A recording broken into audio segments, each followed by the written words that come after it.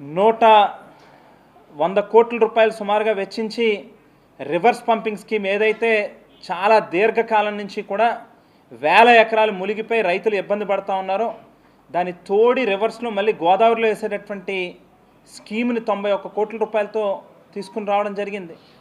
Torrigadda modernisation 22 కోట్ల రూపాయలతో వర్కులు జరుగుతూ ఉన్నాయి. మరో పక్కన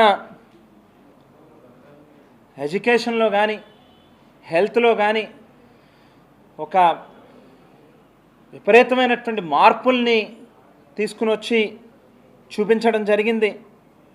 మరో పక్కన నా ఆఫీసులో 30-35 మంది సిబ్బందిని పెట్టుకుని ఎవరైనా ఏదైనా ఒక చిన్న అర్జీ తీసుకొచ్చి నా మొఖాన కొడితే దానికి మళ్ళీ తిరిగి సమాధానం చెప్పేవాళ్ళం. ఆ పని అయ్యేంత దాకా కూడా నా ఆఫీస్లో ఫాలోఅప్ చేసేవాళ్ళు. ఏ చిన్న గ్రీవెన్స్ వచ్చినా కూడా ప్రతి దానికి కూడా జవాబుదారీగా పనిచేసాం. గడప గడపకి మన ప్రభుత్వం వారికోజ్ వెన్స్ ఉన్నాయి నా కాళ్ళకి. ముఖ్యమంత్రి గారి యొక్క పిలుపు మేరకు లేక ప్రజలతో మనకున్నటువంటి అటాచ్మెంట్ మేరకు కానీ గడప గడపకి మన ప్రభుత్వం అనేటువంటి కార్యక్రమం ద్వారా ప్రతి గడపకి నా నియోజకవర్గంలో 1,00,000 గడపలుంటే 80,000 గడపలు నేను స్వయంగా ప్రతి ఇంటికి వెళ్ళా.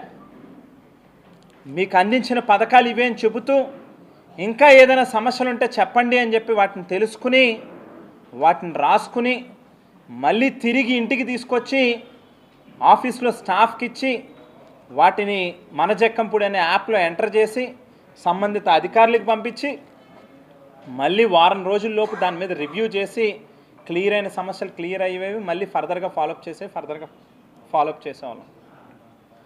ఈ స్థాయిలో నా నియోజకవర్గాన్నే ఒక ఉదాహరణగా తీసుకుంటే ఇన్ని రకాల ప్రభుత్వం నుంచి కార్యక్రమాలు చేయడమే కాకుండా అమ్మ, నేను, తమ్ముడు, నా భార్య నాన్నగారి పేరు మీద స్థాపించిన జక్కంపూడి రామ్మోహన్ రావు ఫౌండేషన్ ద్వారా బ్లడ్ బ్యాంకులు, మెడికల్ సర్వీసులు, మెడికల్ క్యాంపులు, అంబులెన్సులు, కైవల్య రథాలని చెప్పి ఉచితంగా వాటిని తిప్పే కార్యక్రమం, క్యాన్సర్ మీద యుద్ధం అని అదొక కార్యక్రమం, అదో సపరేట్ వ్యవస్థ కింద నిత్యం అనేక కార్యక్రమాలు దాని మీద చేయడం.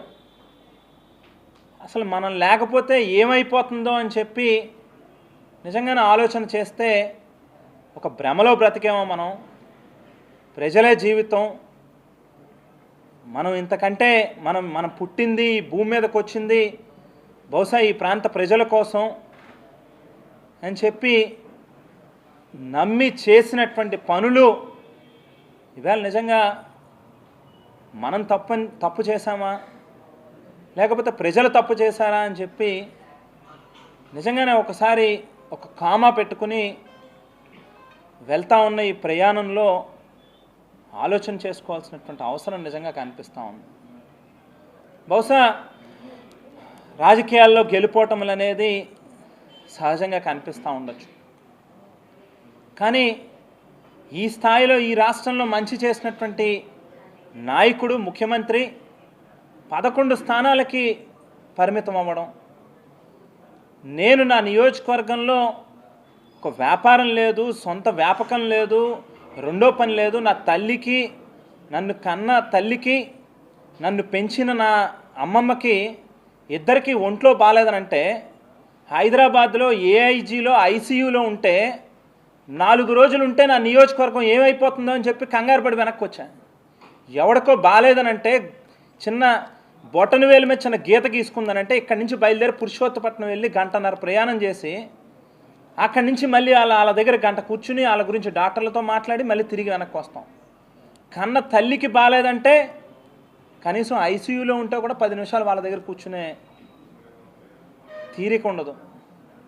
ఇటువంటి రాజకీయ వ్యవస్థలో మనం ఉన్నప్పుడు నిజంగానే ఆలోచన చేసుకోవాలనిపిస్తాం. అసలు మనం తప్పు చేస్తూ ఉన్నామా లేకపోతే ప్రజలు తప్పు చేస్తూ ఉన్నారా అనేది.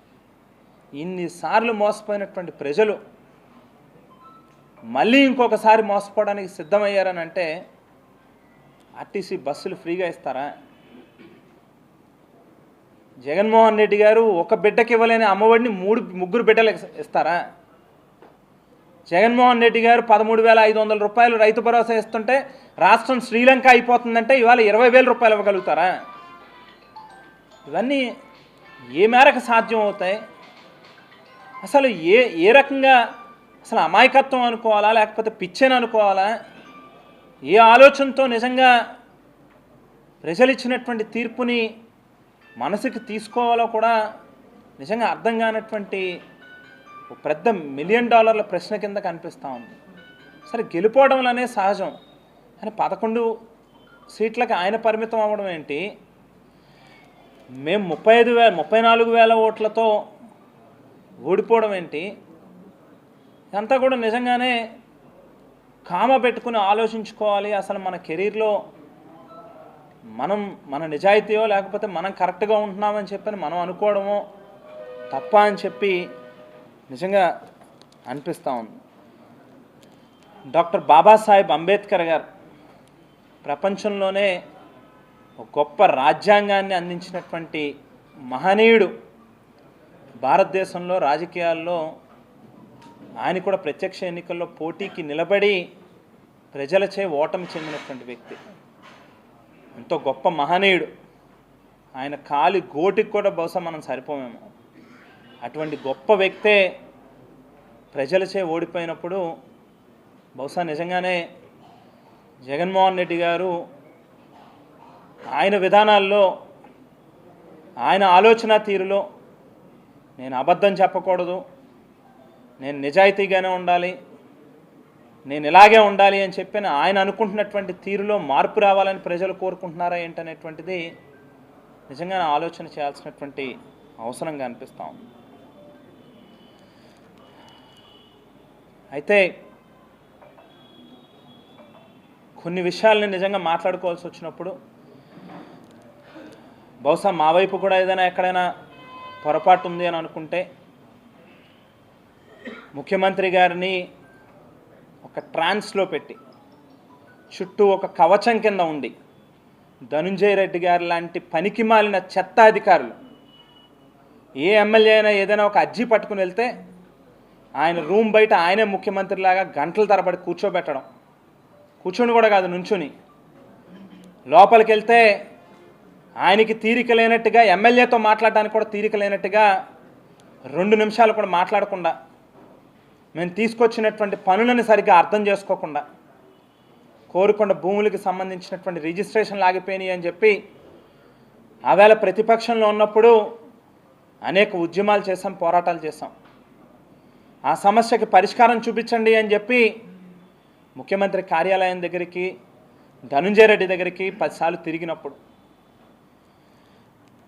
అదే పనిగా రేపు ఎల్లుండా అని చెప్పి 5 సంవత్సరాలు గడిపాడు. పురుషోత్తపట్నం ఎత్తిపోతల పథకం భూములకు సంబంధించినటువంటి రైతులకి నష్టపరిహారం ఇవ్వాలి అని చెప్పి అడిగితే రేపు ఎల్లుండా అని చెప్పి 5 సంవత్సరాలు గడిపాడు. విదేశీ విద్యా దీవెనకు సంబంధించినటువంటి కాపు విద్యార్థులు, పేద విద్యార్థులకు సంబంధించినటువంటి బకాయిల్ని క్లియర్ చేయండి అని అంటే రేపు ఎల్లుండా అని చెప్పి 5 సంవత్సరాలు గడిపాడు. ముఖ్యమంత్రి గారి దగ్గరికి ఏదైనా వెళ్ళి చెబితే ముఖ్యమంత్రి గారు ప్రగాఢమైన నమ్మకంతో, గుడ్డి విశ్వాసంతో ఈ ధనుంజయ రెడ్డి గారిని బయట నుంచి పిలవడం, ఆయనకి చెప్పడం, ఏ కాగితం ఆయన చేతిలోకి వెళ్ళినా ఇక అంతే సంగతులు. 1 కాదు 2 కాదు, 100 సమస్యలు చెప్పచ్చు.